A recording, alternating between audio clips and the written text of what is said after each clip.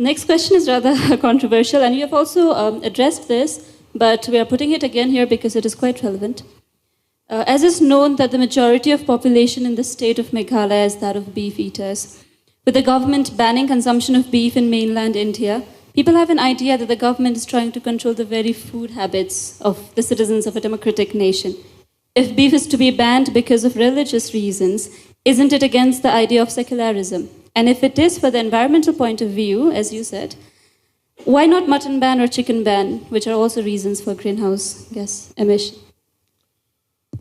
Well, let me change one aspect of the question.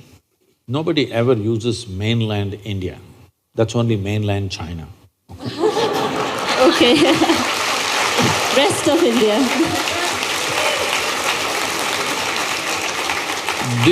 This is also mainland India only. It is just that which is being misunderstood now because of certain things that have happened is, when Jawaharlal Nehru talked about building roads and bridges and industry across the country, including dams, because at that time we thought dams were the biggest things we could do. Now our ideas have evolved into something else. When there were plans for Northeast, he was advised that don't touch Northeast. It is pristine nature and tribal cultures. Do not try to modernize and destroy this. It's best it is left like that. So, initially it was a conscious decision not to touch Northeast because people were beautiful, they were living in their own ecosystems. There was no need to bring simply cars and trains and airplanes and make them like the rest of the world. They were doing great by themselves. But later on, development started happening in unplanned ways, little bit. At that time, they should have decided. But because the same party was in power, they respected the decision that Jawaharlal Nehru made. When he made the decision, it was a conscious decision. After that, it was just an emotional stuff, for which northeastern region has kind of paid a little bit of price. I wouldn't say it's a price, because living in pristine nature without all the rubbish that you see in the rest of the cities, I think it's a great thing. But today, because of connectivity, because everybody is watching on the television, on the internet, how big cities are, how New York City is, how London is, how something else is, when you did not see any of those things, I think people here were doing fine by themselves. That way, the only country which has made a conscious decision like this and successfully going with that is probably Bhutan. Everybody else has succumbed to Western ways of life, and they think we also have to become like that. Now it's unstoppable everywhere, including Northeast. Here, if you do not know, some 15,000 kilometers of highway is being planned. Once that happens, entire India will be driving all over Northeast, okay? I went to Ladakh, and you won't believe, I went to Siachen for the yoga day. Thousands of motorcycles, all kinds of people who have no idea how to balance on two wheels also or on motorcycles. Everybody renting a motorcycle, getting a license right there. There's a motorcycle rental, next to that we'll organize licenses for you. Right there, instant license, and hundreds of motorcycles everywhere. It is no more the Ladakh, pristine Ladakh that it was, simply tourists and traffic jams on the mountains, unbelievable. Well, that's going to happen to you because you asked for development. Because this is the kind of development that's happening in the world, unfortunately. Everything in excess. And in 15–20 years it'll happen. This government has decided to put railways, airways and roadways and everything. So, we can think it's development. It is also a certain loss to the country because tribal cultures will be totally lost, pristine forests will be lost, everywhere there will be picnickers, okay? Not wildlife enthusiasts or something. Picnic people will be all over the place.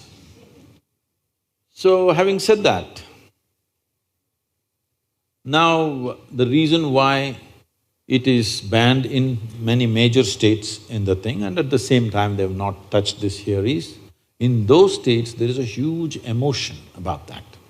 Democracy, you talked about secularism. Democracy is always about considering the concerns of the people. When there is such a big emotion, it's better you take that into thing. And everybody thinks this law came in the last 4 years. No, this law has been there since 1950. So this has been the way we have been running the country. We make a law and we don't have the courage to implement it. Now some hothead on the street, he decides to enforce the law. When mob tries to enforce the law, it will happen in cruel ways. It will happen in ridiculous and in archaic ways of doing things. So this is something we must decide. If we make a law, do we have the courage to implement the law? Do we have the means to implement the law? Otherwise, better there is no such law. So now, in the major states, if you do not implement it, there will be backlashes, there will be violence. So implement it, there is some kind of grouse happening, a small group of people. It's better to manage them rather than create a on-the-street battleground, okay? You don't want that right now because we are poised for economic development. Everything is being done to see social unrest doesn't happen. So here traditionally, see even in India, this is a very gender-biased law. You can only not slaughter a female cow. You can slaughter a bull, you can slaughter a buffalo. Look at this, gender discrimination. You can slaughter me but not you. Only cow protection because in this culture, this is a pastoral culture, where we have an understanding. Now it's different, but in the past, if there is a bad agricultural year, if there is a famine, we used to have serious famines in this country, if there is a famine, if I have 2 cows in my house, my children will live. You don't have cows, your children will die.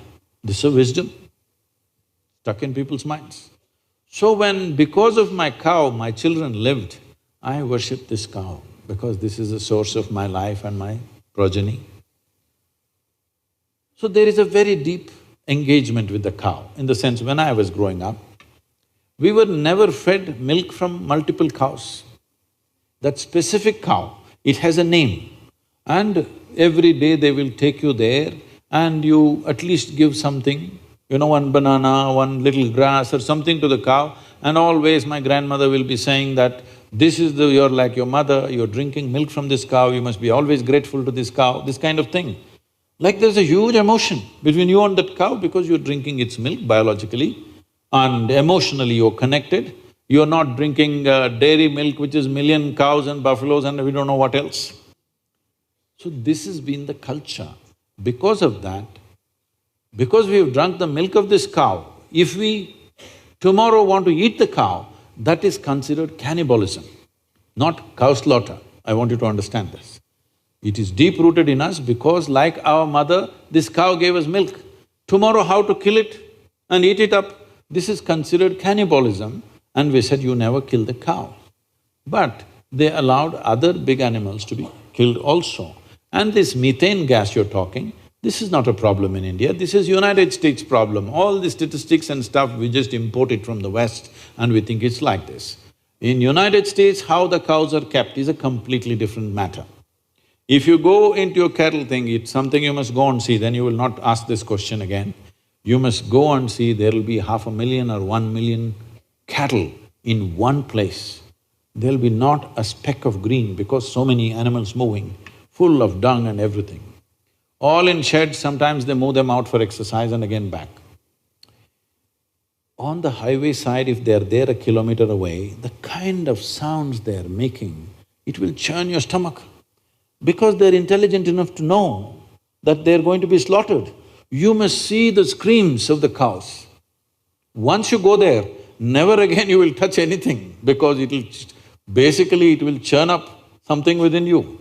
Why I'm saying this is, see, cow is an animal where I have seen this personally, somebody that I knew.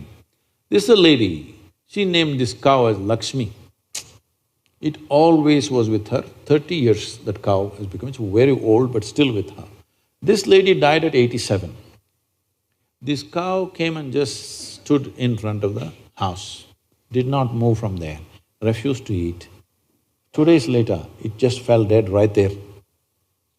And I have seen cows, If you are very attached to it and you're in some grief, you're not even with the cow is somewhere else, but it knows tears are flowing from the cow's eyes. So because it has human emotions, we said you cannot kill this because it is exhibiting human emotion. If you kill it, it amounts to cannibalism. When there is such a sensitivity, if you say, in front of my house you will slaughter, obviously there is going to be a problem. So in this part of the country, there is no such sentiment, so they did not pass the law. I think it's a very sensible thing to do, isn't it? But every doctor in the world is telling you, red meat is the source of every goddamn disease you have, so you better change.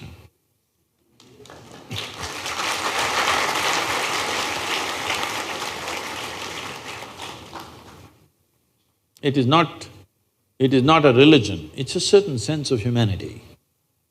Humanity finds expression in various kinds of aesthetics. This is our aesthetic. What about the minorities living in those areas, Sadhguru? They can eat whatever else they want. But when it is imposed, the ban is imposed, they cannot. Suppose I like to eat you. You denying me my food. I enjoy human flesh. How can you pass a law against it, I'm asking? Hello? There is a law already that you cannot eat humans, but… That is what… there is already a law that you can't eat a cow. The question is about passing of the law itself. No, I'm saying, see, you cannot eat a human being. Why? Because it's a human being. Now, we drank the milk of the cow, we have shared emotions with the cow, we don't see it as separate, because in the villages, the cow lives in your house. There is no barn somewhere, it lives with you in the same house. So what is grown up with you, lived with you, shared life with you, you don't suddenly kill and eat it.